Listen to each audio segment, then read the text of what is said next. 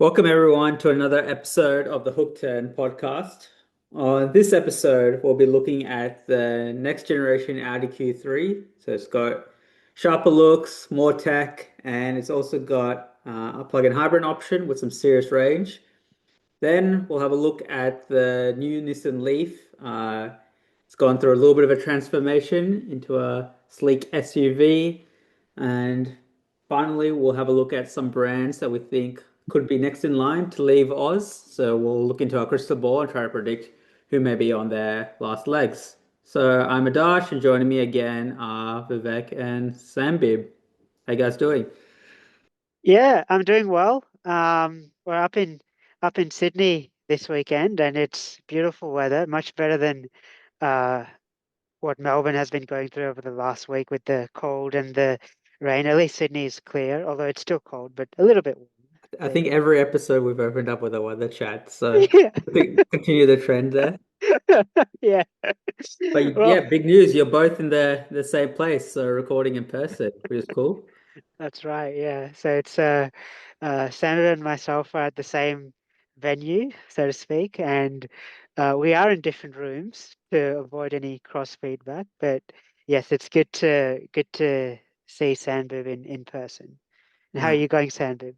Yeah, it's great. You're often having in-person recordings is in many podcasts use it as a special event. So I'd like to think of this as a special sort of event podcast where you get to record in person, maybe have easier sort of way to talk. And yeah, looking forward to what we're going to talk about today. Yeah, if you saw the video, you'd see a very, very excited Sandbib on a red chair, relaxing and Yeah. Well, about well, to well, sleep probably. But it's a 50-50 bet as to whether he's going to fall asleep or if he's still yeah, going to okay, still we going to can't be talk for too awake. long, otherwise, you never know. We might only have two people by the end of this podcast. Yeah, that's right. All right, Um, let's get into it. So, Audi Q3. Let's go through a couple of the top line specs and information. So, big news here is the plug-in hybrid now offers up to 119 kilometers of electric only range. It's still got petrol and diesel options.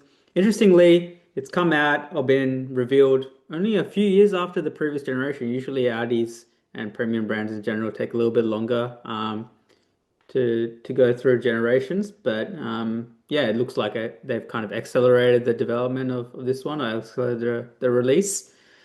Yeah, I think the interior has gone through the similar kind of transformation that we've seen with the other Audi models, with the typical large dual screen setup and lesser buttons, and yeah, maybe some changes in quality, but we'll dive into that a little bit deeper. So, guys, do you want to kind of kick off and let us know your thoughts? yeah, happy to start this one.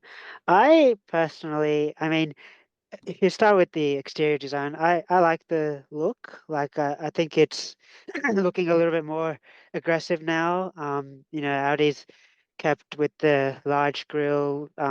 The side profile is a lot more sort of scalloped, I guess. More aggressive. And then the tail, I think they've just been sort of inspired by the A6 and the A6 e-tron with that split arrangement where they have the light bar, and then above the light bar they have those OLED taillights, which I believe are not standard but optional. So I think the outside, yeah, it looks good. Looks nicely aggressive. Not incredible or anything, but it looks like a good evolution from the existing or the outgoing generation. What do you guys think? So basically, I think that, like with many luxury brands, uh, they've kind of realized that they can't overly differentiate themselves too much in terms of um, base sort of technology. All brands and most cars much cheaper than this Q3 come with pretty much the same sort of standard looks inside, big digital instrument cluster, pretty big touchscreen, reasonable sort of materials inside, mostly quite similar technology. So now, certainly looking at what this Q3 is trying to advertise, It seems now that, especially in this segment, for this car in particular, they're now trying to advertise on what can differentiate it in terms of its sort of, I guess, almost like a show-off factor. As in, obviously, with this car, the lighting effects that they're promoting in terms of the customization of both the external and internal lights is one of the main highlights. Of course, anyone who's looking in this segment looking to spend, like more than an average amount on a car, wants a car that they can show off or they can show, like have a party trick on. And it's pretty clear that this car's trying to do that with its lighting setup, the OLED tail lights. Really, if you think about it, OLED tail lights literally only like you as a driver can't notice. You're inside the car, so the only people that are really noticing it are the people behind you, basically, sitting in traffic behind you. So really, I think that yes, while it's got the same sort of really high level technology that um, all Audis already have, and obviously now they're trying to move into going like with many other brands moving into Android Auto and stuff. The infotainment and stuff will be highly sophisticated, but I think really it's that factor of when a prospective customer comes to look at this Audi Q3, they'll be like, one of the first things I'm sure any salesman will be like, check out these lighting effects, both external and internal of the car, and that will be one of the main selling points. I just can't imagine people sitting there trying to configure different like configurations or different patterns for the front LEDs. I know Audi's rolled this out on a couple of its cars now. I think maybe Yeah. it first came out on the A6 e-tron, if I'm not Yeah, I think mistaken. the A3, I think even the current A3, like in the top of the range model, I think they have like an option for configurable LED matrix headlights, I believe, like the latest The one. But yeah, patterns as well, the yeah, I think signature. so. But yeah, I think so. But I'm not 100%. Yeah. Yeah, I really yeah, wonder what kind of market research or feedback they took on board if they just decided yeah, the only way they're going to differentiate. Like yeah, Audi's led the way for a long time when it's come to lighting technology. But I yep. think that's Audi A4 a couple of generations ago. Was it the B? Which generation was it? B4? B8, or do you mean the one with the LED The daytime first, running one? the first one with LED daytime running lights, the I kind of think, wavy signature. What generation yeah. was that? I think that was the B8 because it was the one that was inspired B8. by the R8, right? Like the R8 had the original R8 had the LED daytime running Yeah, lights, and then yeah, I think it was the first B8 models that had that same sort of inspired that same sort of lighting signature, and then the B8 facelift had an updated LED lighting yeah. signature. But yeah, yeah, So yeah, yeah. they were leading the way then, but I think as governments have made DRLs mandatory, you've seen more and more brands kind of adopt a similar approach, and Mm. this is how they think they can differentiate. And as Sambip said, yeah, it's probably just a showroom factor or show off factor, but I don't know if it's necessarily enough for how to differentiate now. I think, they're no longer probably the best as well when it comes to lighting technology. I think we've droned on and on about it in a previous podcast, but Chinese brands again probably taking this to the next level. So configurable LEDs, OLED, tail lights, is it enough? Probably not. I do think it's a pretty handsome looking car, for a car that does have split DRLs and main beams. I don't think it's a hard thing to execute well, but I think they have done it well in this case, and it looks a little bit like the Q5, which is not a bad thing to have bigger brother looks. But yeah, whether it's enough to stand out and continue to differentiate, time will tell, but I have my doubts. Yeah. And we can say with the overall interior design, like they've just sort of shrunken down the same approach that they have in the latest A5 and the A6 as well, with that, what they're calling the digital stage, just have two big screens, although in the Q3, I don't believe you can get a third display for the front passenger like you can in those Thank models. But God. Yeah. yeah, yeah, and then they've integrated again all the air conditioning controls. They do have a few buttons below the front central vents, but like I'm having a look at the old outgoing Q3, and that had its own dedicated air conditioning, panel, and then you had the virtual cockpit, and this one they've sort of consolidated that approach.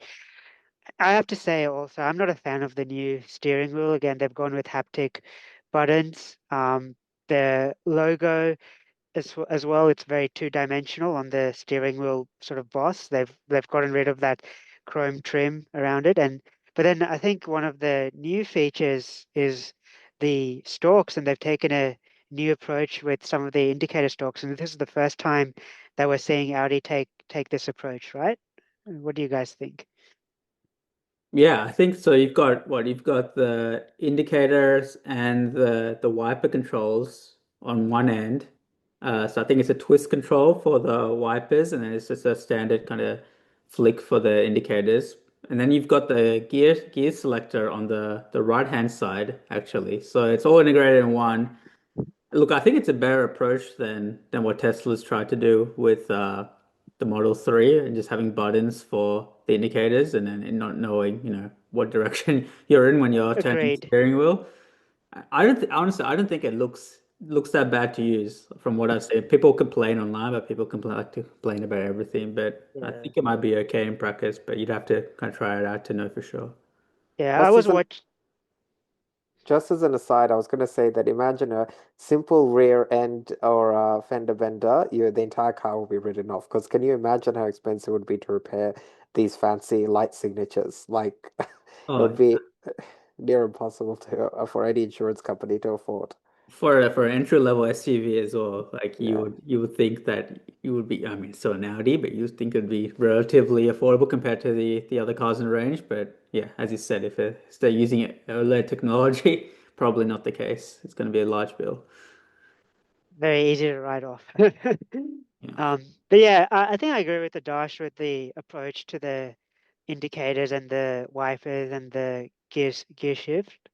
It's better than what Tesla is doing, and it's still like a physical control. And I was watching the Auto Gefühl review, and Thomas, who always does a very, very detailed review of every car he sits in, was playing around with this new system, and it's quite like it's like all the controls are clearly labeled. The other thing is that it moves with the steering wheel. So if you move the steering wheel in and out or up and down, the that the indicator controls are still fixed to the steering wheel. So it's not like you have to reach further if you move the steering wheel in if you push the steering wheel out in front of you. So I think it's a good idea, sort of ergonomically, and you're not having to peer around the steering wheel to see, oh, what is this stalk selected, which wiper setting has it selected, or which lighting setting has it selected. So I think it's a good approach, but I think you need to see it in person and do a test drive. Yeah. If we had to compare, say iX1, this, throw another competitor, which ones would you guys take based on what you've seen so far? Send Probably the BMW. I simply think that while they obviously still have followed the trend of very screen dominated interiors and not necessarily differentiating themselves in many other ways from a non-luxury brand. Relatively speaking, their external designs are still the best looking in my opinion. And of course, they are still focused on making sure that the cars drive very well as having some very good technology. Yeah, I would agree as well. I've seen a couple on the road, even as recently as yesterday, and they're probably one of the best looking BMW models. They've still got a relatively decent balance between buttons and screens in the interior. It's not gone too far in one direction as well, and by all reports, it drives as well as you'd expect a BMW to. So I'd it. probably go BMW. I think for me, like at this point in the market, you can get screens and all the technology you need in a much cheaper car. And I personally would be looking at things like craftsmanship, quality of the materials, what are the interior choices. So I'm going to put a spanner in the works and go with a very left field option. At this price range, I would probably be looking very closely at the Volvo XC60, the one that's just been updated, because it now has that new Android Automotive powered infotainment system. It has the larger screen, but it still has the um, materials with the I love those driftwood inlays, and it has the incredible Bowers and Wilkins audio system, and even the gear selector has that crystal Aura Forge gear selector. So I would be looking at that as my pick, and I think with the pricing wise, it'll be very equivalent in pricing to the X1 and the Q3 when this is available in Australia. Yeah, Vivek not biased at all with the Volvo pick, but yeah, he's got his own S60, so I can That's understand true. why he gravitate towards a Volvo. But That is true. it's one size bigger, but if it's priced around the same, I can see why others would probably go with that as well in terms of value. So Yeah, yeah. yeah, still kind of old school as well, even though it's been updated, still has a little bit of an older school feel as well, if that's what you want to go for. That's right. All right, let's go forth and chat about the brand new Nissan Leaf. So, third generation Nissan Leaf. Now it's no longer a weird little hatchback. I mean, to be fair, the last generation was kind of normal. It was only the first generation that was particularly strange, but they've gone with the trends, and it's now a coupe inspired compact SUV. So. It's got two battery pack options, 52 and 75 kilowatt hours. Crucially, the 75 kilowatt hour variant offers up to 604 kilometers of range, which is a great improvement. I think the aerodynamics definitely help with that. With the crossover shape, interior looks about two generations newer, so they've gone obviously with the dual screens as everyone has, but I think they've executed it quite well. It really looks kind of Nissan Aria inspired, and I guess I haven't obviously sat in it, given it's just revealed, but quality looks pretty decent for what it is at the moment. So yeah, it's a much needed refresh for Nissan, who been much reported how much they're struggling of late. So it's a much needed boost in a space where they were considered pioneers, but have been quickly surpassed by everyone from Tesla to Chinese brands to other mainstream manufacturers. So definitely much needed and much needed improvement, and definitely very timely as well. So yeah, let's go ahead and chat about this one, guys. What do you guys think?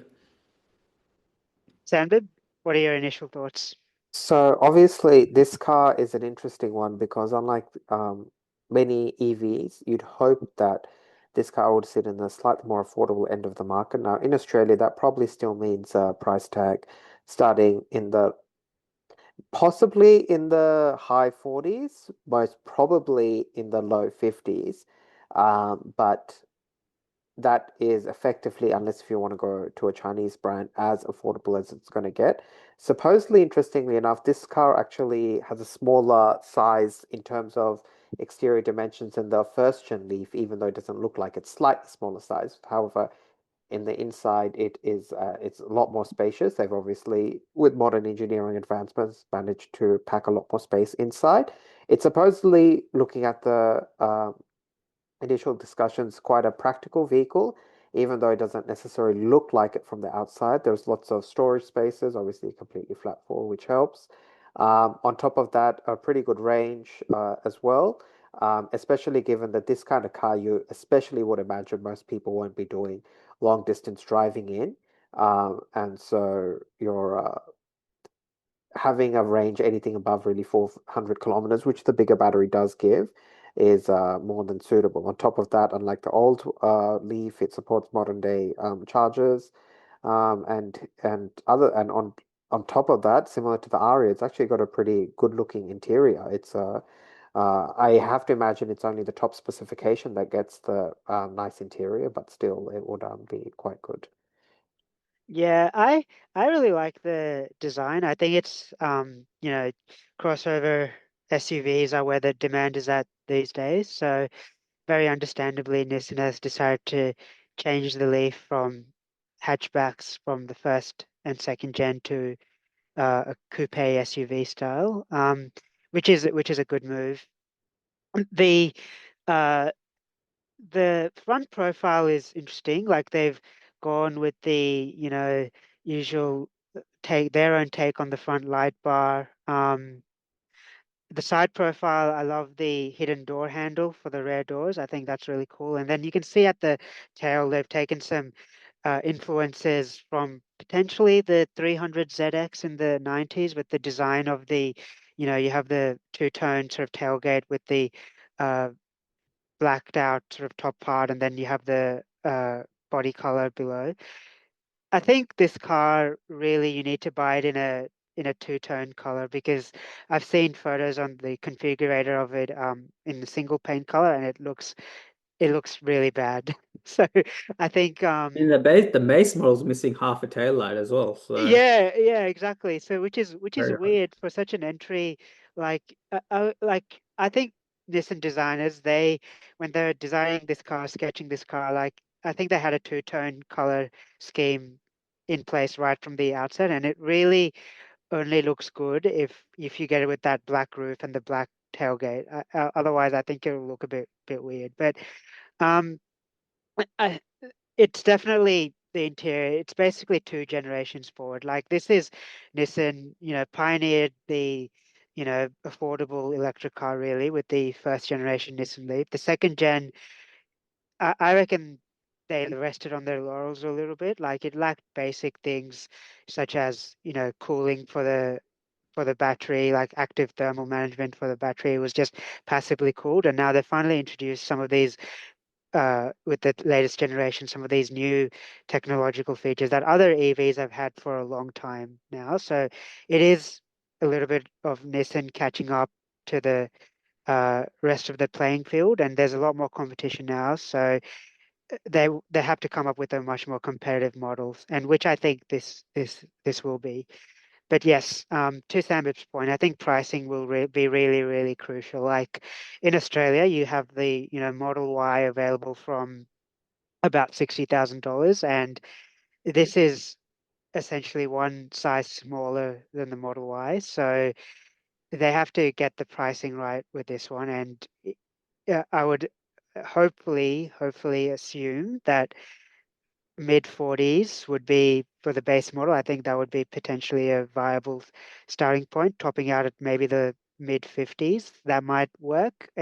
Anything above like sort of 60,000, 65,000 for the top end model, that's getting into Model Y long range territory. And then you I don't see why you would sort of get this car over something that's bigger and even more technologically advanced. It's smaller, quite small compared to the Model Y, right? Sam, you were saying it's actually smaller than the previous generation hatchback, even though there's a bit of an optical illusion Mm, going on where it looks bigger. So it needs to be priced lower because it's that's right. smaller anyway. Yeah. But yeah, I think it will do well. It will do well in Europe,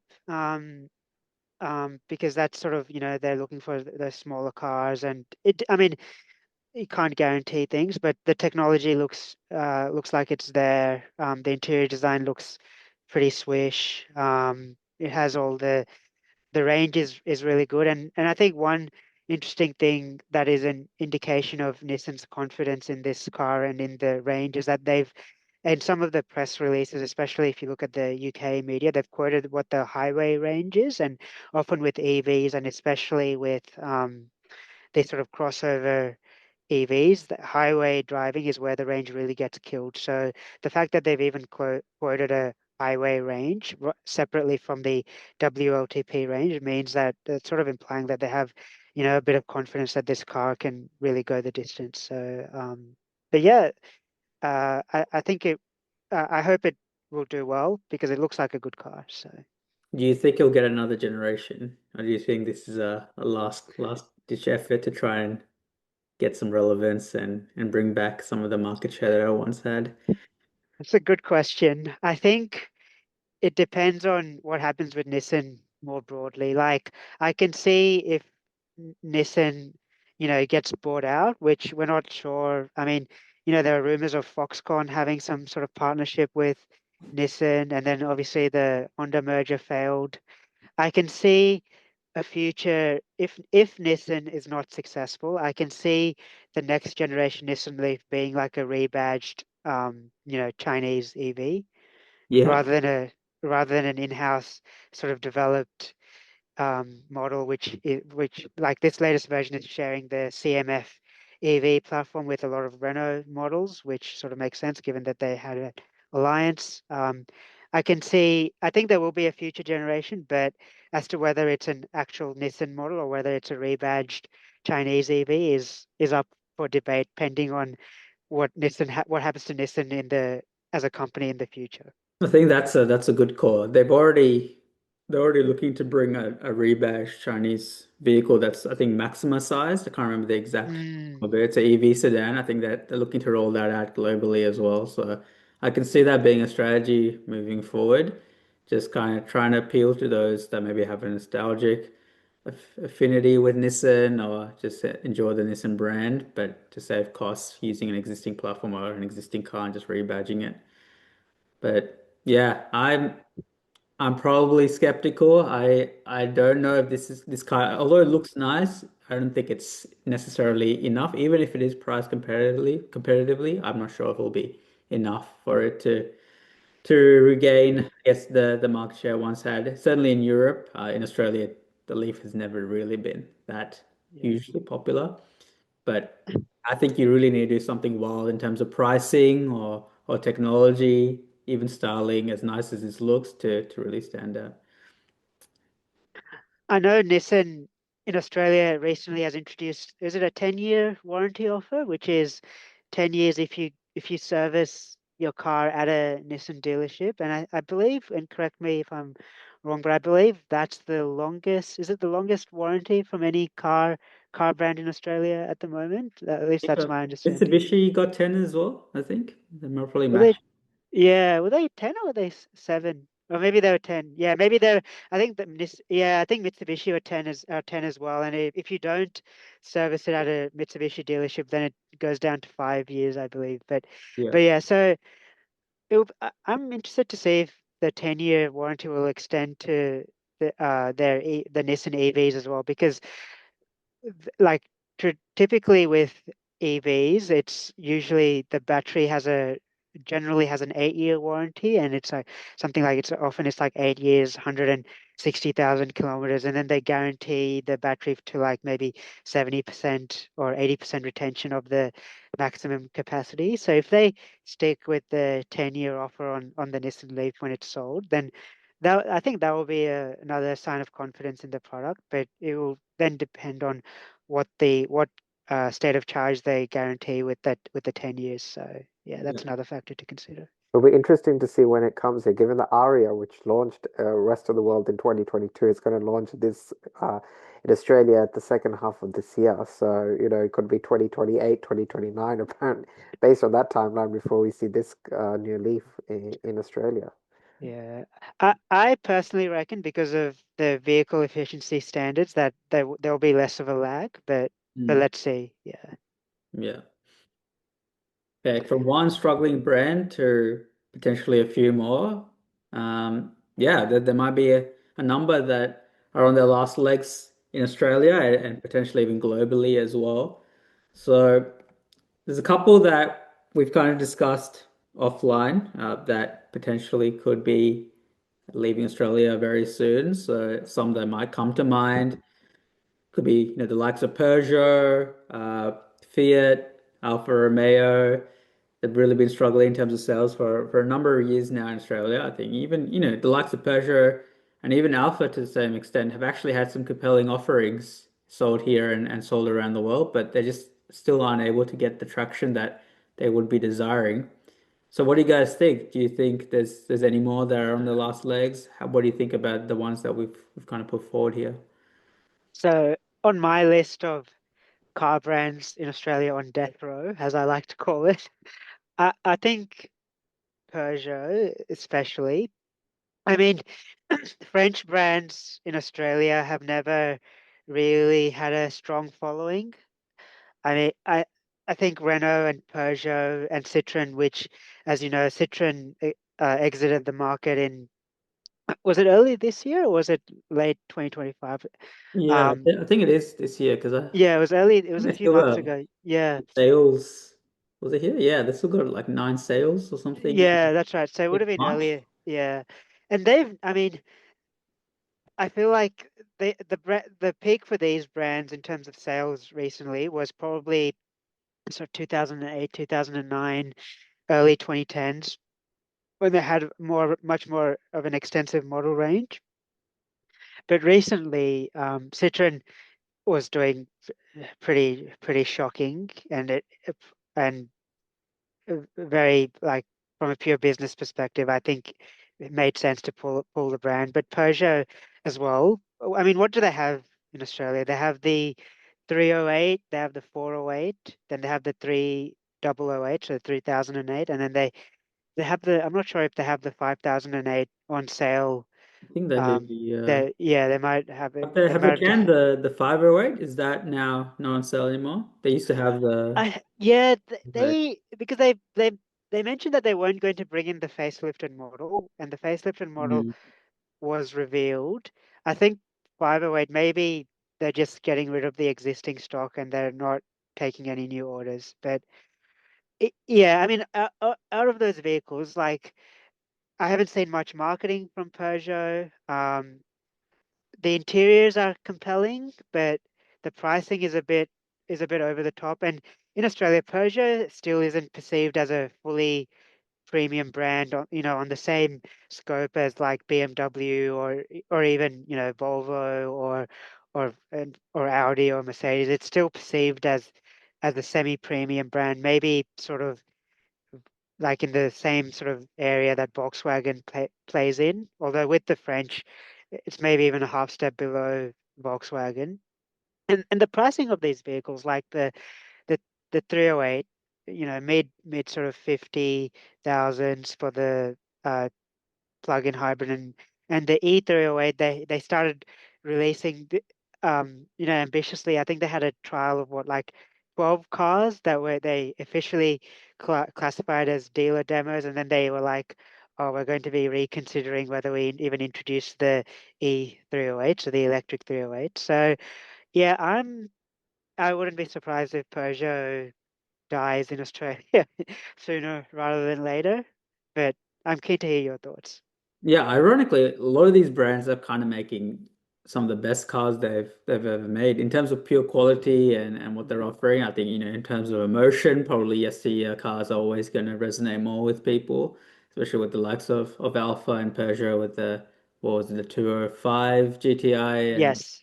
Alpha with its glory days, with lots of the 156, Brera, etc. But yeah, in terms of not falling apart, good quality, the likes of the Julia were actually quite, well received. So yeah, it's kind of sad, and I also put forward Genesis here. I think Genesis probably makes some of the best kind of cars in the segments that they're in at the moment, but the sales really aren't reflecting that. Aussies, for whatever reason, haven't really been adopting. I think dealership network doesn't help when they've only got a couple of dealers here and there. You really need that distribution to make it here in such a kind of large and vast country as well.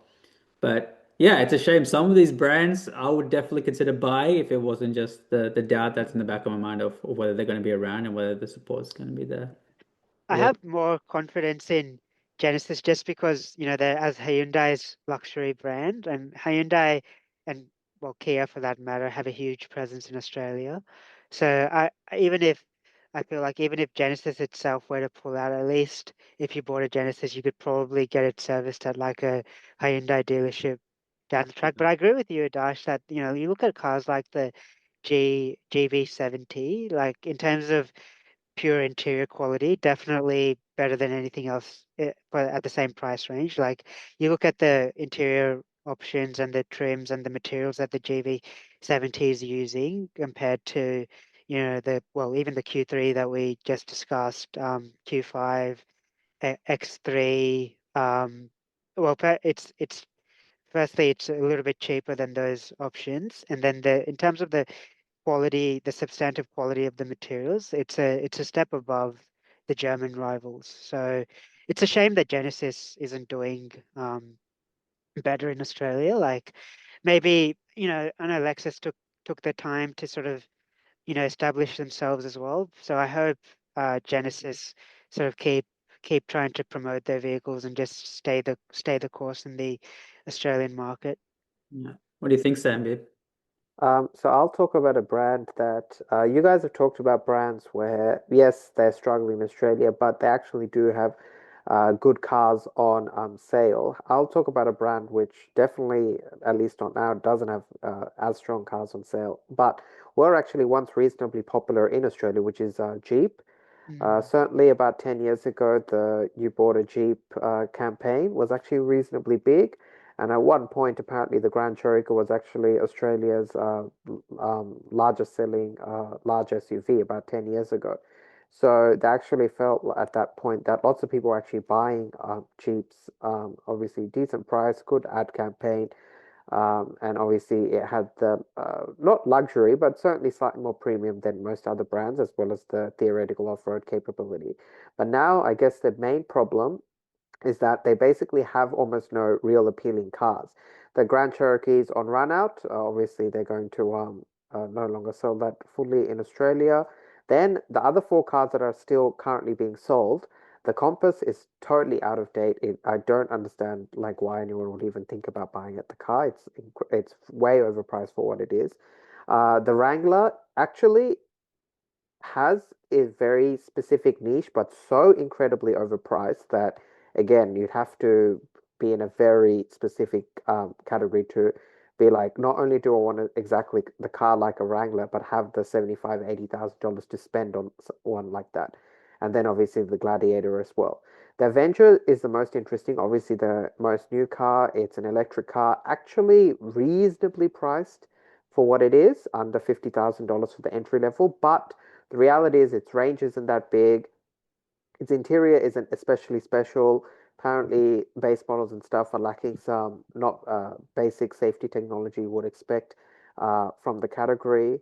And yeah, so but the reality is that unlike the Peugeot and Genesis who actually sell quality cars, I think Jeep now has definitely struggled to keep up. And yeah, you're seeing their sales tumble, and I can't imagine they'll be around for much longer in Australia.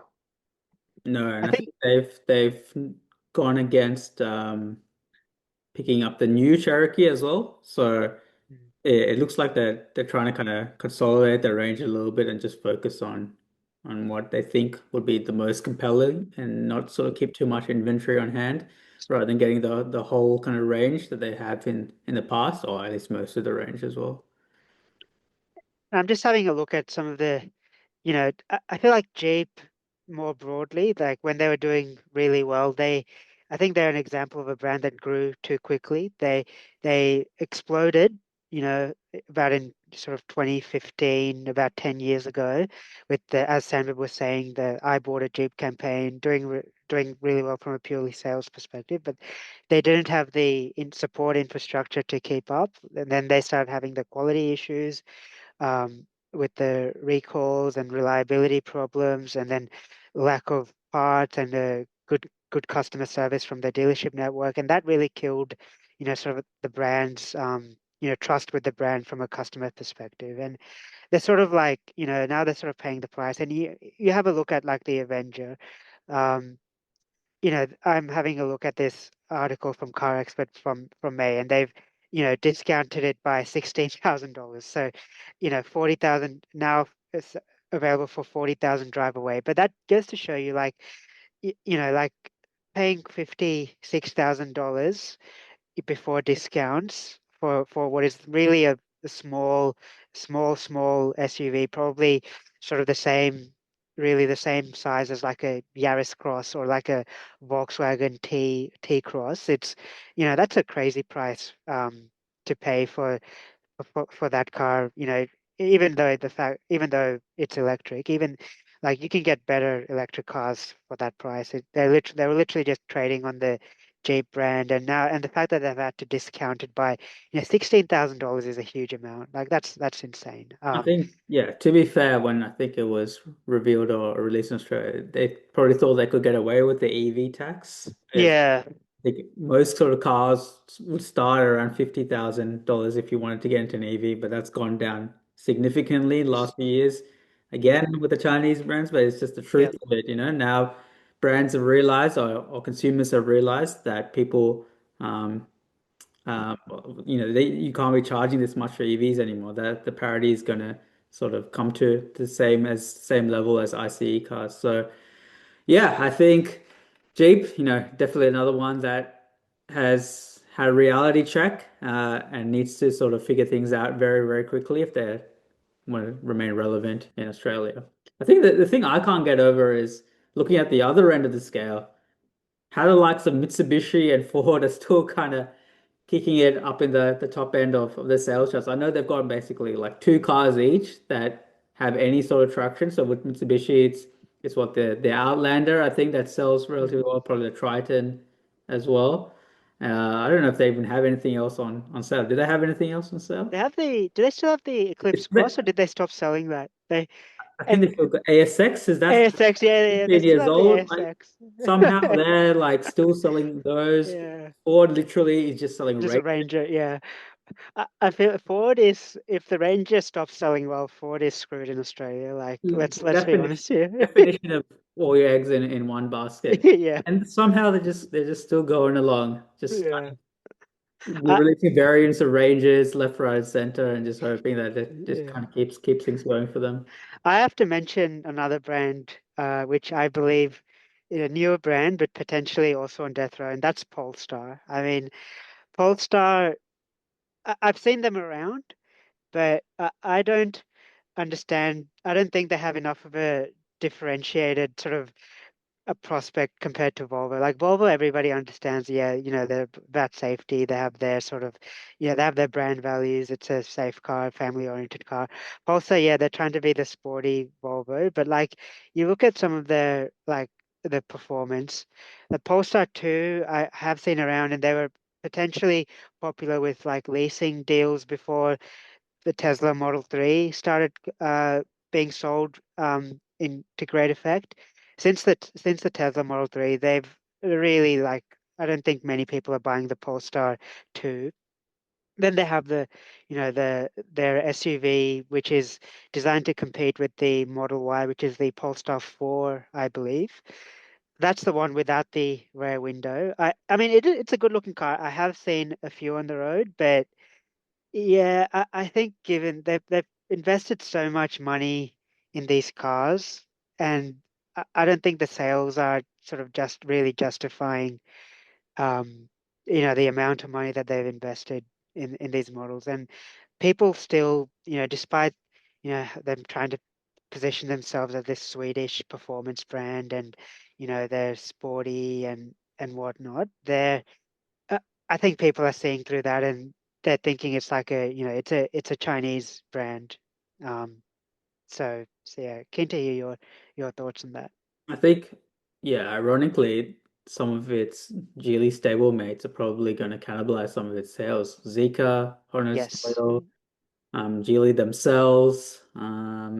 So yeah, I mean, what they've had the Polestar 2, it was reasonably successful. 3 is crazily overpriced. 4 is I think is again decently Yeah. priced again, and you're seeing a few of those around. But yeah, I just don't think they're differentiated enough from Volvos. Volvos have the brand recognition. Polestar, it's confusing. What are they? Are they the electric brand of Volvo? Are they sports racing brand of Volvo? Well, they used to be, but not so much anymore. Yeah. Positioning wise, it's just confusing for consumers exactly what they are. I think if you're appealing to Volvo enthusiasts, then they're going to go with the Volvo brand. And if you're going after, people that are ready for a kind of new brand, a new pretender, then there's plenty of those brands that are around that it needs to compete with and it needs to stand out with. As I mentioned, some of its own stablemates. So I just don't think it's differentiated enough. I don't think it necessarily knows exactly what it wants to be as a brand. And another thing that doesn't help is its naming scheme as well. That's right. What the Polestar like 4 is like a third of the price of the Polestar 1, or like maybe even like a fifth of the price of the Polestar 1. And the Polestar 1 is like a almost supercar level coupe versus the Polestar 4, which is like a coupe SUV thing versus the Polestar 3, which is a bigger SUV thing, and then you've got a Yeah. Polestar 5 sedan. Like it's all over the shop. I think when you're Yeah. a new brand, you want to be clear around what you stand for, who you're competing with, and what your models are, and where they sit in the range. And Polestar have kind of modeled up all those different factors. And I think, yeah, when you're trying to appeal to a new market, you need to be super clear on where you are with those things. Yeah. Their naming strategy is just a mess. Like, I believe the intention was that they would name the cars as they're released, but no, like from a customer perspective, you don't really care about when the car first came out. You care about how, like, what's this, how is it positioned in terms of size and price against the other models in the range. So if you have a Polestar 3 that's like newer and also bigger and more expensive than the Polestar 4, it's not logical to put it simply. Like, Yeah. yeah, it's a very, and then they have like I think they even have a Polestar 7 that's coming out. Is that they're going to be the Taycan competitor supposedly, or is that going to be some other a convertible like Wasn't the 5 going to be the the 5? Okay, second? yeah. Yeah. I think the fact that we're confused is in itself Oh an yeah. indication of how bad the naming strategy is. Yeah. Well, But you yeah. follow the news and you're still confused. Whereas you talk about the average consumer, they're not going to have a clue really. Exactly. Yeah. So, yeah, let's see what happens. I wouldn't be surprised if they're like sort of reabsorbed into Volvo at some point. Yeah. We'll do an episode in a few years' time, hopefully, and we'll be able to kind of see how true our predictions are, how far off we were. So That's right. that'll be Yeah. interesting to see. All right, cool. Thanks again for listening to another episode of the Hook Turn podcast. We'll be back again next week. Cheers. Thank you. Right. Thanks.